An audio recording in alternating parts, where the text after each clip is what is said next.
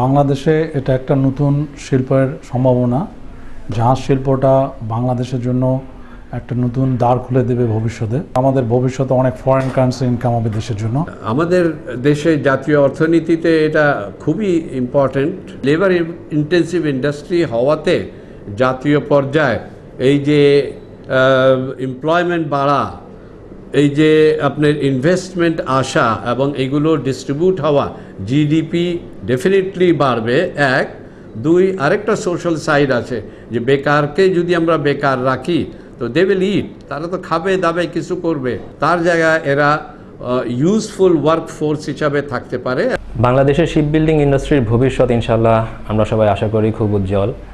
আমাদের অনেক কয়টা পজিটিভ জিনিস রয়েছে, উপাদান, যেমন chip and experienced man power আমাদের কাছে আছে। দ্বিতীয়ত, আমাদের দেশের যে একটা প্রাকৃতিক অবস্থানগত সুবিধা, আমাদের অনেক বড় একটা সমুদ্র সৈকত রয়েছে। আমাদের দেশের বন্দর, নদী বন্দরগুলো, যেখান থেকে আমরা ছোটোখাটো মাপের জাহাজ তৈরি করে সেখানে নদী বন্দর থেকে সমুদ্র বন্দরের মাধ্যমে আন্তর্জাতিক মার্কেটে আমরা সাপ্লাই দিতে পারবো। শিপ বিল্ডিং আমাদের দেশে প্রথম যখন 50-র দিকে খুলনা শিপইয়ার্ড, নারায়ণগঞ্জ ডকইয়ার্ড যখন করা হয়েছিল, তখন আপনার কোরিয়াতেও কোনো শিপ বিল্ডিং শিল্প ছিল না। আজকে কোরিয়া চলে গেছে পৃথিবীতে 2 নম্বর, শিপ বিল্ডিংয়ে 2 নম্বর হয়েছে। আর আমরা শিপিংয়ে কোনো আমাদের এখন পর্যন্ত আমরা খুব বড় রকমের কোনো একটা অবদান রাখতে পারি নাই। আমাদের জাতীয় উন্নতিতে এই শিল্প যে কোনো অন্য শিল্পের চাইতে অনেক বেশি অবদান রাখতে পারে। বিশেষ করে ম্যান পাওয়ার, এমপ্লয়মেন্ট। আমাদের যে আজকে যে সবচেয়ে বড় সমস্যা হলো এমপ্লয়মেন্টের, এর জন্য এই শিল্প খুব বড় অবদান রাখতে পারবে। প্রিয় দর্শক, আজ স্টুডিওতে উপস্থিত আছেন আনন্দ গ্রুপের চেয়ারম্যান ডক্টর আব্দুল্লাহ হেল বারী। আপনাকে স্বাগত জানাচ্ছি কোর ভিশন ফর বিজনেসে। ধন্যবাদ অশেষ আমাকে আমন্ত্রণ জানানোর জন্য।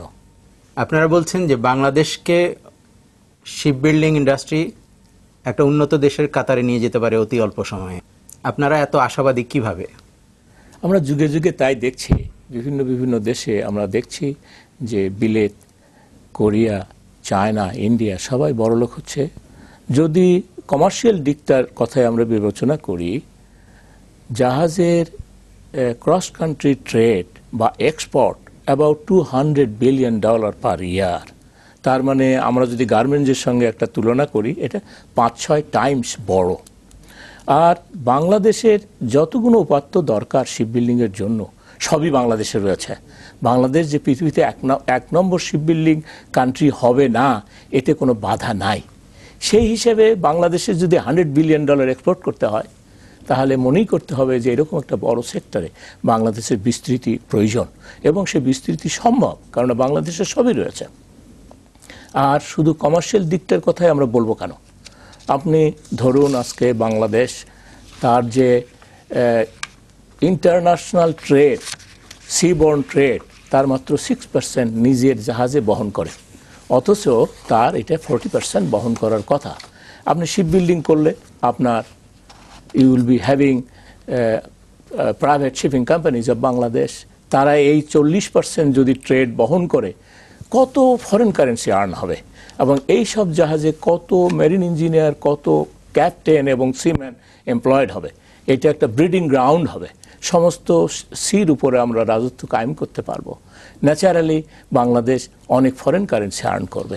30 বছর আগের বাংলাদেশের শিপ বিল্ডিং এবং বর্তমানের শিপ বিল্ডিং, 30 বছর আগে যে রোরো ফেরি বাংলাদেশ ডেনমার্ক থেকে আমদানি করেছে, 30 বছর এখনকার সময় দেখছি আমরা বাংলাদেশ সেই রোরো ফেরি বিদেশে রপ্তানি করছে। সুতরাং একটা উত্তরণ যে হয়েছে, বাংলাদেশ এটা প্রমাণ করেছে যে ইন্টারন্যাশনাল কোয়ালিটির শিপ বাংলাদেশ তৈরি করতে পারে। বাংলাদেশ 8টি শিপ এক্সপোর্ট করেছে, সেগুলো সিতে চলছে এবং স্যাটিসফ্যাক্টরিলি চলছে। সুতরাং এটি একটা উত্তরণ হয়েছে। যেটুকু আমাদের এখন প্রয়োজন, সেটা যে ক্ষেত্রটা প্রস্তুত হয়েছে, যে স্বর্ণদ্বার উদ্ঘাটিত হয়েছে, সেটাকে ব্যবহার করা, সেটাকে মজবুত করা। এবং আমি মনে করি যেহেতু সরকারের একটা সাহায্য, একটা মনোভাব এখানে রয়েছে, এই শিপ বিল্ডিংয়ের পিছনে রয়েছে, এবং সমস্ত উপকরণ আমাদের রয়েছে, আমাদের রয়েছে শিক্ষিত এক্সপার্ট ইঞ্জিনিয়ার্স এবং দক্ষ কারিগর। আমরা পারবো এটাকে ব্যবহার করতে এবং একটা অতি শীঘ্র একটা শিপ বিল্ডিং নেশনে পরিণত হতে।